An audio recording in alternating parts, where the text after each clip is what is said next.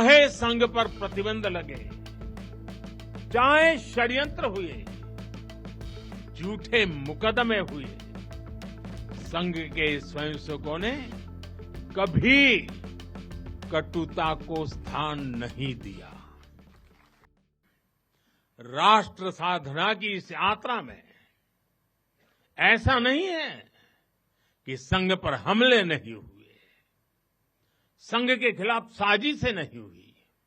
हमने देखा है कैसे आजादी के बाद भी संघ को कुचलने का प्रयास हुआ, मुख्य धारा में आने देने का और उसे न आने से रोकने का अनगिनत षड्यंत्र हुए। परम पूज्य गुरु जी को झूठे केस में फंसाया गया, उन्हें जेल तक भेज दिया गया, लेकिन जब पूज्य गुरु जी जेल से बाहर आए तो उन्होंने सहज रूप से कहा, और शायद इतिहास की तवारीख में ये भाव, ये शब्द एक बहुत बड़ी प्रेरणा है। तब परम पूज्य गुरु जी ने बहुत सहजता से कहा था, कभी कभी जीभ दांतों के नीचे आकर दब जाती है, कुचल भी जाती है, लेकिन हम दांत नहीं तोड़ देते, क्योंकि दांत भी हमारे हैं और जीभ भी हमारी है। आप कल्पना कर सकते हैं, जिन्हें जेल में इतनी यातनाएं दी गई, जिन पर भांति भांति के अत्याचार हुए, उसके बाद भी परम पूज्य गुरु जी के मन में कोई रोष नहीं था, कोई दुर्भावना नहीं थी। यही परम पूज्य गुरु जी का ऋषि तुल्य व्यक्तित्व था। उनकी यही वैचारिक स्पष्टता संघ के प्रत्येक स्वयंसेवक के जीवन के मार्गदर्शक बनी।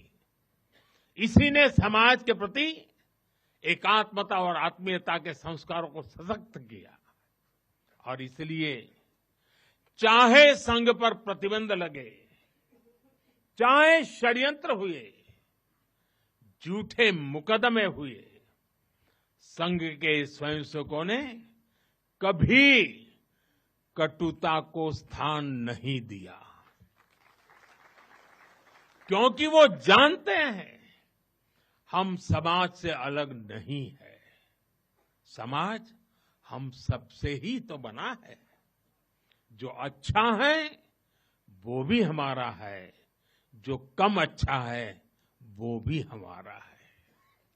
साथियों, और दूसरी बात, जिसने कभी कटुता को जन्म नहीं दिया, वो है प्रत्येक स्वयंसेवक का लोकतंत्र और संवैधानिक संस्थाओं में अडिग विश्वास। जब देश पर इमरजेंसी थोपी गई तो इसी एक विश्वास ने हर स्वयंसेवक को ताकत दी, उसे संघर्ष करने की क्षमता दी। इन्हीं दो मूल्यों, समाज के साथ एकात्मता और संवैधानिक संस्थाओं के प्रति आस्था ने संघ के स्वयंसेवकों को हर संकट में स्थित प्रज्ञ बना के रखा, समाज के प्रति संवेदनशील बनाए रखा। इसलिए समाज के अनेक थपेड़े झेलते हुए भी संघ आज तक विराट वट वृक्ष की तरह अडिग खड़ा है। देश और समाज की सेवा में निरंतर कार्य कर रहा है।